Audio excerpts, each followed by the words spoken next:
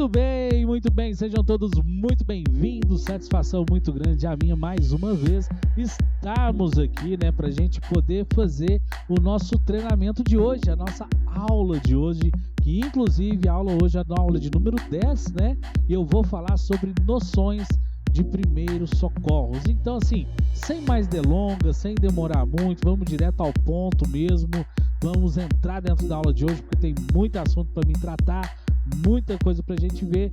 Então vamos lá para a tela do computador? Ok, estamos aqui na tela do nosso computador, onde nós vamos iniciar então a aula de número 10, né? Noção aí de primeiros socorros, tá bom? Então vamos lá. Os acidentes, eles representam aí um dos mais sérios problemas da saúde pública, constituindo-se na principal causa de mortes e invalidez entre jovens e crianças. Os acidentes, eles destroem aí saúde, destroem a vida e a família de milhões de pessoas mesmo em todo o Brasil. Para minimizar isso, nós temos o socorrista, que acidentes acontecem, mas eles podem ser minimizados quando tem bons socorristas por perto. Por quê? Porque eles vão fazer o atendimento de primeiros socorros. Esse atendimento de primeiros socorros, ele se faz muito importante e nós vamos ver exatamente sobre isso nessa aula de hoje. Mas o que um bom socorrista ele precisa ter de qualidade? Primeira coisa que ele tem que ter é capacidade de improvisação.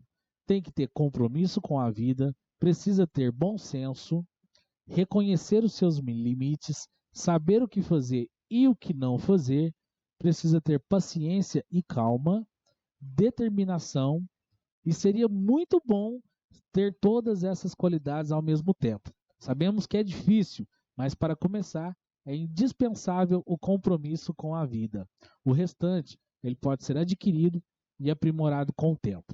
Então essa é a primeira coisa que nós temos de importante dentro desse treinamento de hoje, tá? Logicamente que isso aqui é um curso de noções de primeiros socorros, não é para te formar socorrista, nada disso, tá? A intenção é um módulo dentro do nosso curso de máquinas pesadas, onde nós falamos algumas coisas sobre essa área aí de primeiros socorros. Isso não vai te dar a qualificação necessária para que você realize um pronto atendimento, para que você realize aí um atendimento de primeiros socorros, mas te dá informações suficientes para que, se ocorra algum fato, você poder contribuir de alguma forma também, tá bom?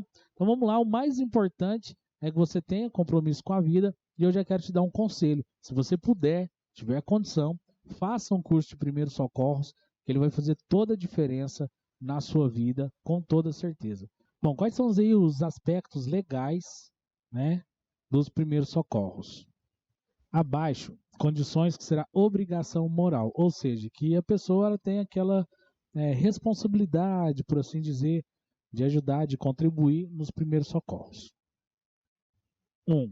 Quando a função profissional exigir, no caso de bombeiro civil, um socorrista mesmo, uma pessoa que fez, né, o treinamento de primeiros socorros, um enfermeiro, enfim, um policial, um corpo de bombeiros, né, todas essas funções profissionais, existe essa obrigação moral, porque eles já cuidam, eles já preservam a vida. Então eles têm a obrigação de ajudar em casos aí de houver um acidente, eles são obrigados aí moralmente em ajudar nos primeiros socorros.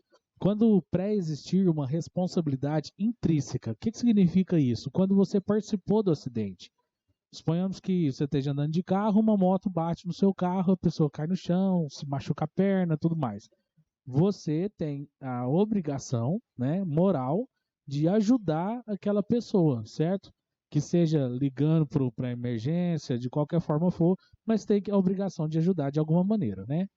Após iniciar um atendimento de socorro também, alguma pessoa está lá fazendo atendimento de primeiros socorros e ela solicita sua ajuda. Você tem a obrigação moral de ajudar. Isso faz parte do compromisso com a vida que todo socorrista ele tem que ter, ok? Necessidade de treinamento em primeiros socorros e RCP. A expressão primeiro socorro significa atendimento imediato prestado a uma pessoa vítima de um acidente ou de um mal súbito. Quando aplicadas com eficiência, os primeiros socorros significam a diferença entre a vida e a morte, a recuperação rápida e a hospitalização longa. ou a invalidez temporária ou a invalidez permanente. O que é RCP? Ressuscitação cardiopulmonar, RCP. Consiste na combinação de respiração pelo AMBO, respirador artificial, né, respiração artificial, com compressões externas no peito. O que é CADB?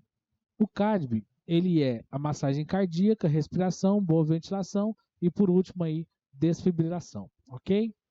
Vamos lá, vamos continuar. Parada cardiorrespiratória é a ausência de batimentos do coração quando, por alguma razão, o músculo cardíaco ele deixa de receber oxigênio em quantidade suficiente para conseguir bombear o sangue e, assim, para a sua função. Geralmente, ele é causado por choques elétricos, afogamentos, reações alérgicas graves, pancadas fortes, sufocamento, etc.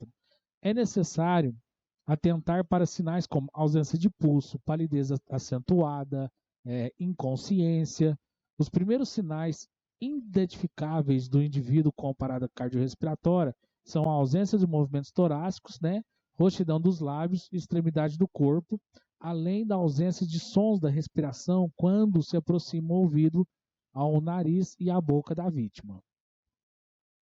Isso é o que nós chamamos aí de ver, ouvir e sentir, tá? Com as mãos sobre a metade do peito inferior, veja como está a imagem aí, imagina essa imagem aí, e é exatamente como você deve fazer. Essa região aqui, ó, deixa eu pegar o mouse, colocar aqui, ó. Essa região nossa aqui, das nossas mãos, né, colocar na mão de baixo da pessoa aqui, ó. Essa região, ela é chamada de região hipotenar, tá? Onde encontra aí o seu punho com a mão em si, onde inicia sua mão logo após o seu punho. Então, o que eu vou fazer? Com as mãos sobre a metade inferior do externo é o do peito da pessoa, né? Onde tem o último ossinho aqui, na região hipotenar, sem flexionar os cotovelos, frequência de 100 a 120 compressões por minuto, então é bem rapidinho, profundidade mínima de 2 polegadas, 5 centímetros, e no máximo 2,4 polegadas, que são 6 centímetros, para adultos, tá, gente? Eu tenho que permitir totalmente aí o retorno total do tórax, né, após cada compressão, e não apoiar o braço, né, não se apoiar de uma forma geral, você não se apoia entre os tórax, né, entre as compressões. Então, quando você vai fazer isso, você tem que utilizar a força do seu próprio corpo, né, não pode inclinar, flexionar os cotovelos, tem que ser sempre com os cotovelos retos, né, utilizar a mão nessa posição que está mostrando a mão da pessoa no boneco, certo? E você permitir o retorno total do tórax após cada compressão e não apoiar-se sobre o tórax entre essas compressões, tá? Você não ficar se apoiando, né? Como se descansasse sobre ele. Minimizar as interrupções das compressões, não interromper as compressões por mais de 10 segundos, né? A não ser que a pessoa ela recobre aí a consciência, né, os sinais vitais e tudo mais. Colocar a prancha rígida embaixo do tórax do paciente assim que disponível e a relação aqui, ó, entre a ventilação e a compressão adequada. Realizar a abertura das vias aéreas, né, onde você pega o queixo da pessoa e inclina a cabeça da pessoa para trás para que o pescoço e o queixo eles fiquem mais ou menos alinhados. Isso torna mais fácil, essa via aérea ela fica mais aberta, certo? E aí sim eu realizo a ventilação numa relação de 30/2, ou seja, 30 compressões, 2 ventilações. Lembrando que essa ventilação antigamente fazia, né, com respiração boca a boca, né? Hoje em dia não pode mais, né? É proibido, você tem que utilizar aí um respirador artificial, ok? Convulsões. O que é convulsões? Popularmente conhecido aí como ataque, né? São mais comuns em pessoas que sofrem de epilepsia, porém, ela pode também ocorrer em pessoas que não sofrem da síndrome. Por quê?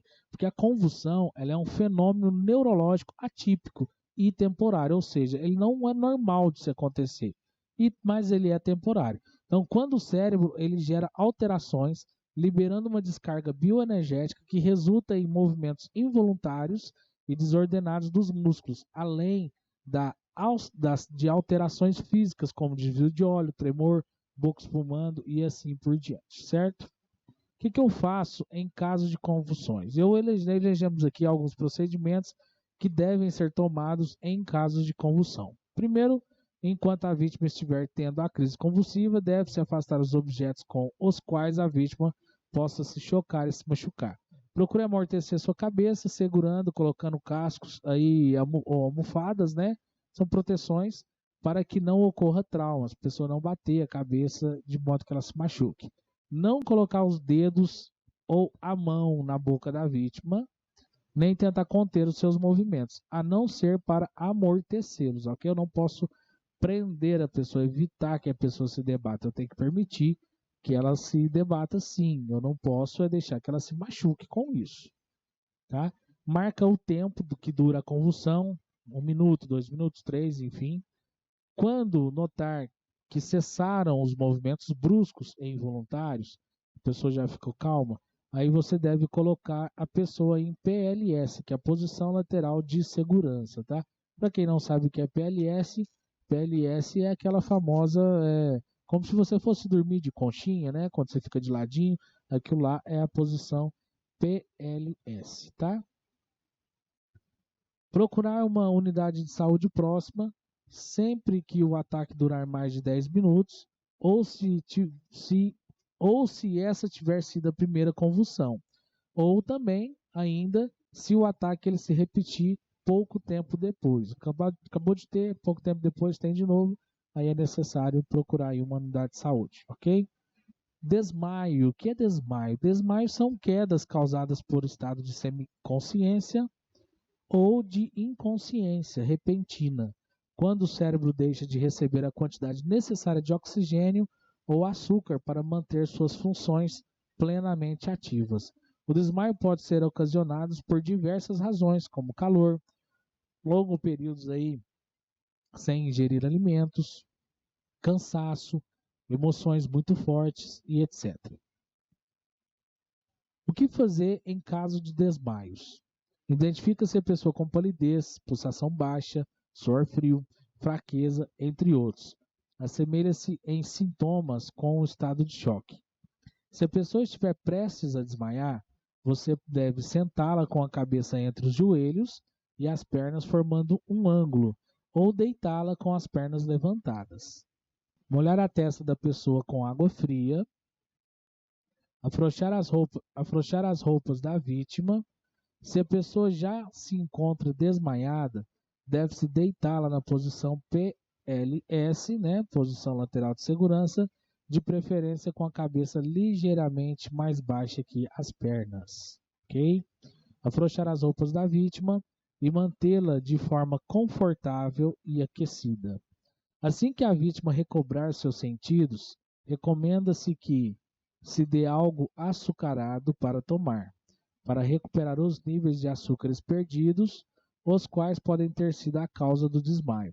Vale lembrar que o consumo excessivo de açúcar em situações extraordinárias, como a de um desmaio, ela não acarreta em prejuízo para o organismo. Não se deve dar nada para tomar a vítima que ainda estiver inconsciente, pois ela pode se afogar ou engasgar com os líquidos devido ao seu estado de inconsciência, ok? Vamos lá, engasgo. Na maior parte das vezes, o engasgo é leve, por isso, nesses casos, é aconselhado pedir para a pessoa tossir 5 vezes aí com força, bater 5 vezes no meio das costas, mantendo a mão aberta em um movimento rápido de cima para baixo. Porém, se isso não funcionar, ou se o engasgo for grave, como o que acontece ao comer alimentos moles, como carne, pão, enfim, deve-se iniciar imediatamente a manobra de Heimlich, que consiste em, vamos ver? Primeiro, ficar de pé atrás da vítima, que também deve estar de pé, como mostra a imagem aqui, número 1. Depois, segundo passo, passar os braços em volta do tronco da pessoa, certo? Cerrar o punho, aqui ó, fechar o punho mesmo, que tem mais força, e colocá-la com o nó do polegar sobre a boca do estômago da vítima, que é essa partezinha de cima aqui do seu dedo, né? Do que está por dentro. Que fique entre as costelas, como a imagem número 2, né? O jeitinho. Aí o que eu faço? Eu coloco a outra mão sobre a mão que tem o punho cerrado, fica para fechar esse ângulo, né, que a pessoa vai estar ao meu redor, igual eu mostro aqui essa próxima imagem, né? E aí o que que eu faço?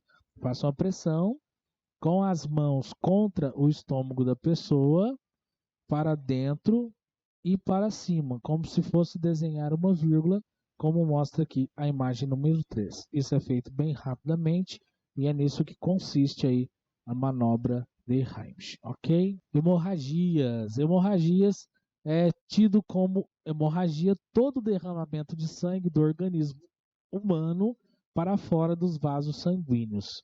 O sangue tem uma função vital e fundamental no organismo.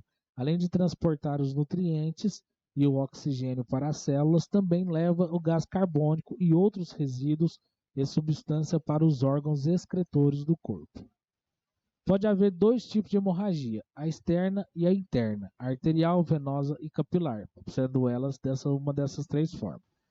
A hemorragia, quando ela é externa, é o tipo de sangramento exterior ao corpo, ou seja, que é facilmente visível.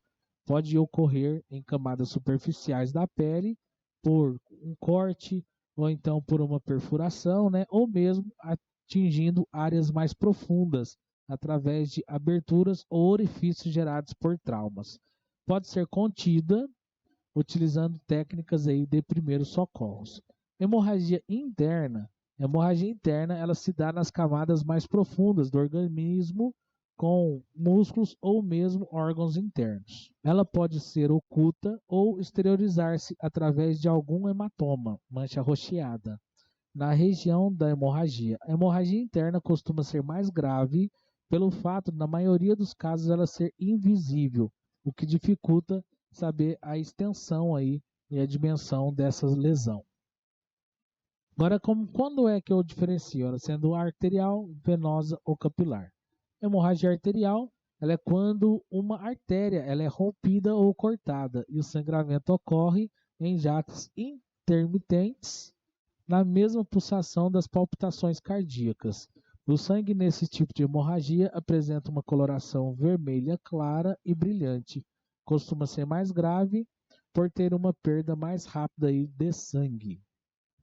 Hemorragia venosa é o sangramento que se dá em decorrência do rompimento ou corte de uma veia e tem uma coloração vermelha escura, típica do sangue rico aí em gás carbônico. Tem um fluxo contínuo e mais lento do que a hemorragia arterial. Hemorragia capilar é um sangramento lento e com menores volumes de sangue, né? Com menos volume de sangue, que ocorre nos vasos capilares, encontrado aí na extremidade interna da pele. É observado em arranhões e pequenos cortes superficiais. O que fazer em caso de hemorragia? Quando se perde mais de 50% do sangue do organismo, dificilmente a pessoa sobrevive sem uma imediata intervenção laboratorial, transfusão de sangue, realizada por um médico profissional. É necessário manter e transmitir calma diante da situação, passando à vítima confiança. Deite a pessoa em posição horizontal, pois facilita a circulação sanguínea entre o coração e o cérebro. Aplique sobre o corte, perfuração, ferimento, uma compressa com gaze ou um pano limpo. Se possível, antes, use luvas descartáveis a fim de evitar possíveis contaminações. Fazendo uma pressão firme sobre o local, com uma ou com as duas mãos, ou mesmo com um dedo, ou ainda uma ligadura, dependendo do tamanho aí do local do ferimento. Se o pano ou se a gaze ficar encharcado com sangue, não deve ser trocado, mas mantido no mesmo lugar e colocado outro por cima, para não interromper o processo de coagulação do sangue que está sendo contido.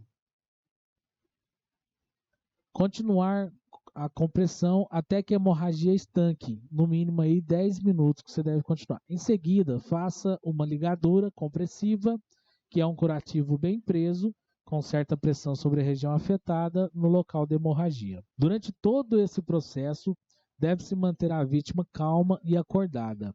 Não dá nada para comer ou para beber e mantê-la aquecida. No caso de hemorragias de membros com muita abundância de sangue, as quais não se pode conter após ter aplicado as técnicas acima mencionadas, pode ser que seja necessário o uso de um torniquete, que consiste em colocar um pano ou um esfigmomômetro, POP, né, ligadura de soro, logo acima do ferimento, de maneira a interromper quase que integralmente a circulação sanguínea naquele local para estancar a hemorragia.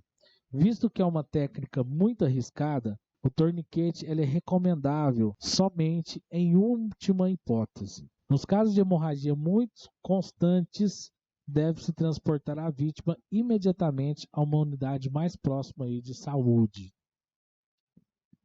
Em caso de hemorragias nasais, sangramento do nariz, deve-se levantar a cabeça da vítima com o tronco inclinado para frente, tá? Não colocar a pessoa com a cabeça virada para cima, para que você aí faz com que ela engole sangue no lugar aí de estacar o sangue.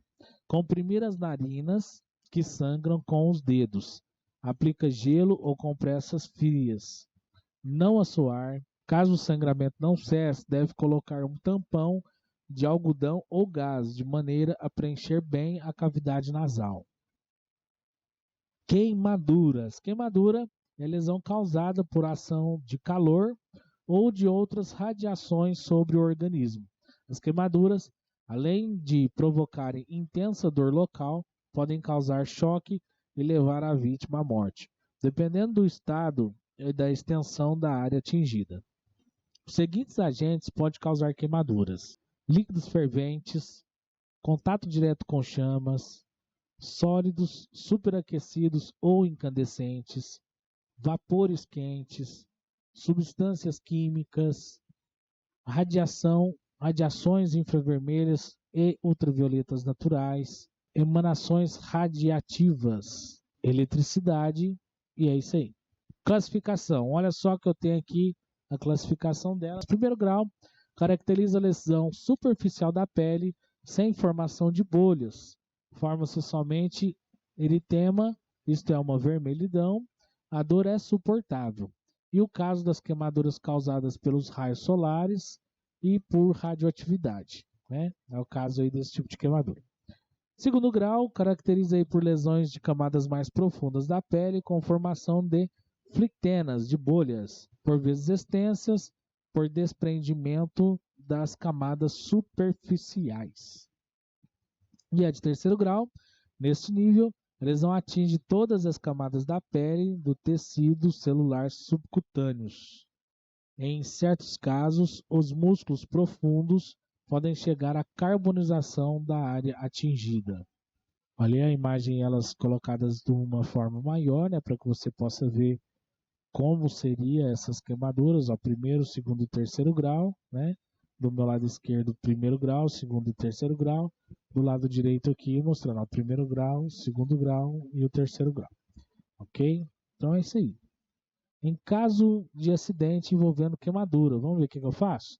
O primeiro cuidado é extinguir a fonte de calor, ou seja, impedir aí a permanência ou contato do corpo com o fogo, né? Líquidos ou superfície aquecida, entre outras causas aí do acidente. Em seguida, procure lavar o local atingido com água corrente em temperatura ambiente, de preferência por tempo suficiente até que a área queimada seja resfriada. Isso aqui é cerca de 10 minutos, 20, 30, o tempo que for necessário. Quanto mais tempo, melhor, tá? Também é importante buscar auxílio de um profissional de saúde no posto de atendimento mais próximo do local do acidente, para que sejam tomadas providências necessárias para o sucesso da recuperação e também para evitar o agravamento da lesão. Se não houver posto de saúde nas proximidades, deve acionar os serviços de socorro SAMU ou aí do Corpo de Bombeiros, ou então procurar emergência hospitalar. Não passe no local atingido nenhum produto ou receita caseira. Presta atenção nisso, que isso é muito importante. Qualquer substância que seja passada sobre a pele queimada vai irritá-la. Há também o alto risco de infecção por bactérias, fungos e vírus presentes nesses produtos, já que a barreira natural do organismo, que é a pele, ela está danificada. Então não passe nenhuma pomada no local atingido. A pele ela fica extremamente sensível após uma queimadura e as pomadas, ainda que adquiridas em farmácia, machucam ainda mais as células cutâneas e podem irritar a pele e gerar infecções, tá? Não tente estourar as bolhas provocadas pela queimadura. Elas se manifestam nas queimaduras de segundo grau e devem ser manuseadas apenas por um profissional especializado, ou seja, não devem ser rompidas, estouradas ou mesmo esvaziadas com uma agulha. Ao retirar esse curativo natural em casa, o ferimento estará exposto a instrumentos possivelmente contaminados e pode infeccionar. Se houver necessidade de cobrir o ferimento a caminho do serviço de saúde, o indicado é envolvê-lo num pedaço de pano limpo. Tecidos ou materiais que grudam no ferimento, como algodão, devem ser evitados. O paciente queimado não deve retirar a roupa que estiver usando, ainda que houver sido atingida pelo fogo. O ideal é molhar a vestimenta e permanecer assim até a chegada ao pronto-socorro, para evitar que as bolhas estourem e que a pele seja arrancada. Outro cuidado é retirar acessórios, como pulseira, anel, pois o corpo incha naturalmente após uma queimadura e esses objetos podem ficar presos. Choque elétrico. Choque elétrico ele é a passagem de uma corrente elétrica aí pelo corpo, tornando-se um condutor elétrico. Essa condução de corrente varia de acordo com a intensidade de volts com que a pessoa é submetida no choque elétrico. Pode gerar desde um pequeno susto até uma fibrilação cardíaca ou mesmo a morte. O choque elétrico ele pode ser causado por fenômenos naturais, como um raio, por exemplo, ou acidentes, como contato direto com fiações elétricas domésticas ou públicas, áreas energizadas em decorrência de alguma fonte de energia mal isolada, ou até mesmo o contato direto com uma pessoa que está recebendo uma descarga elétrica. Então, quero fazer um adendo aqui nesse trechinho, nessa parte aqui, porque é o seguinte, além disso, hoje nós temos na nossa mão, né, o celular. O celular, para vocês entendam muito bem sobre isso, ele é um condutor elétrico, ele é um condutor radioelétrico, vamos colocar assim. Nele ele tem ondas, né? Ele solta ondas eletromagnéticas, certo?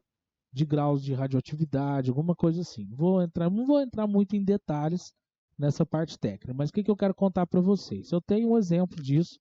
Tem uma pessoa no estado do Pará, né, que a gente conhece, lá em Altamira Família, e o que aconteceu? Ela veio a morrer, veio a falecer, teve o óbito aí, porque ela subiu num determinado ponto, lá no meio da roça, não tinha muitos sinais, e tinha um local onde dava sinal do telefone, que eles ficavam um pouquinho subindo, tipo num barranquinho, né?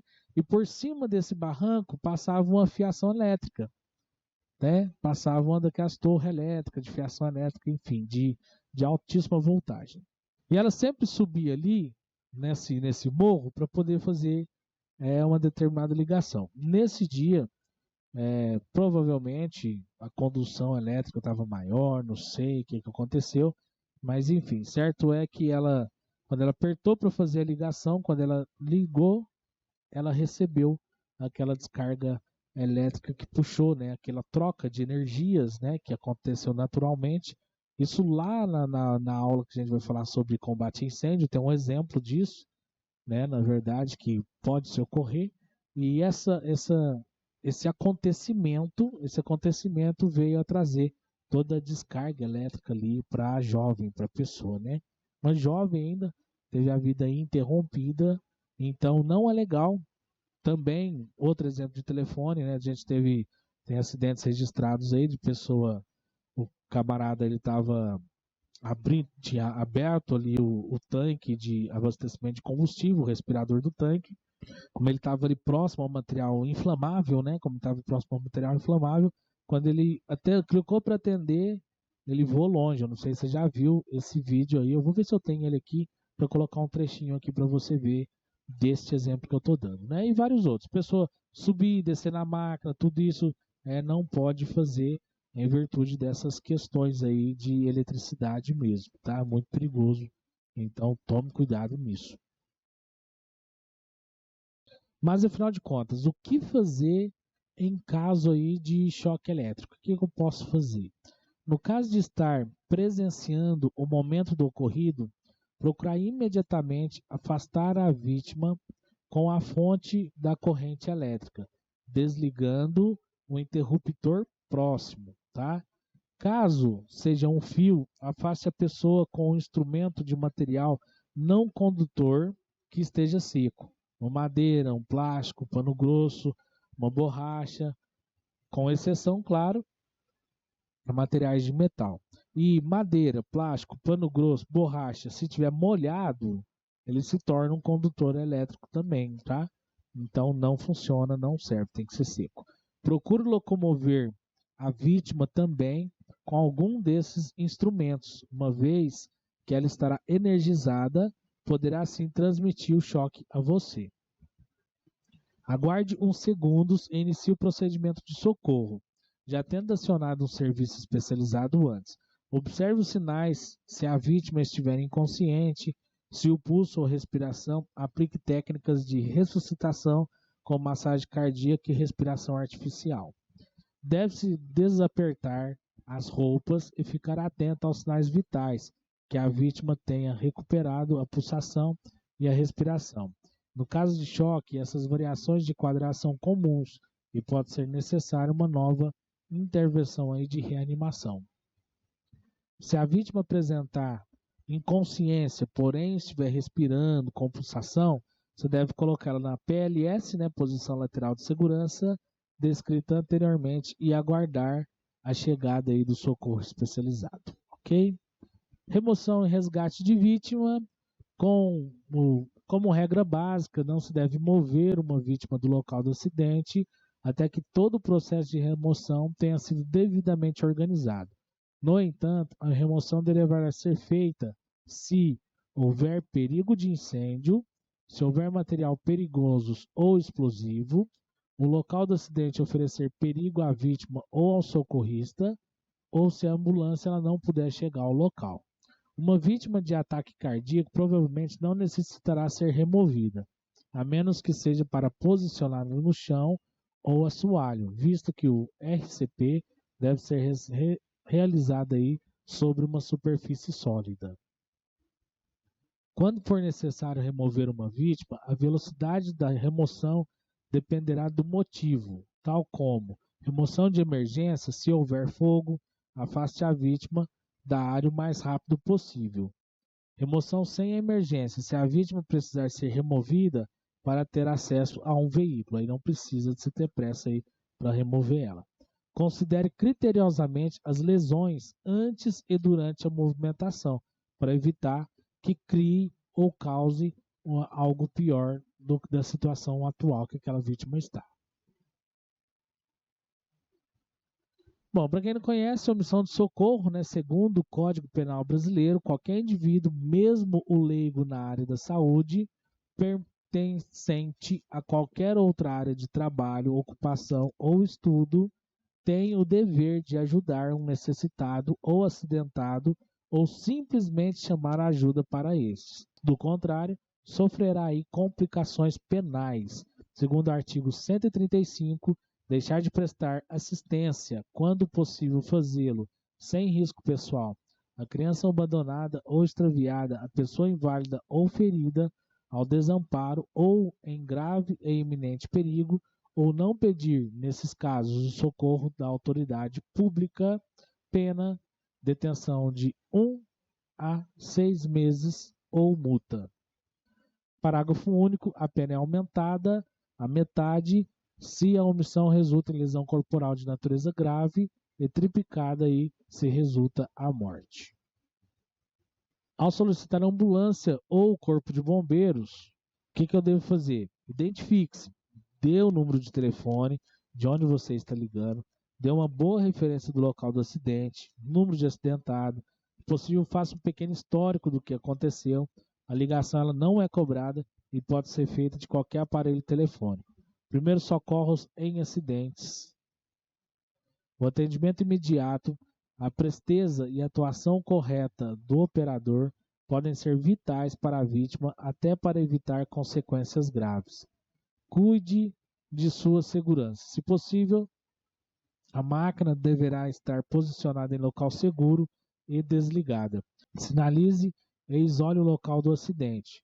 Use triângulo, galho de árvore ou outros objetos que devem ser colocados em uma distância segura do local.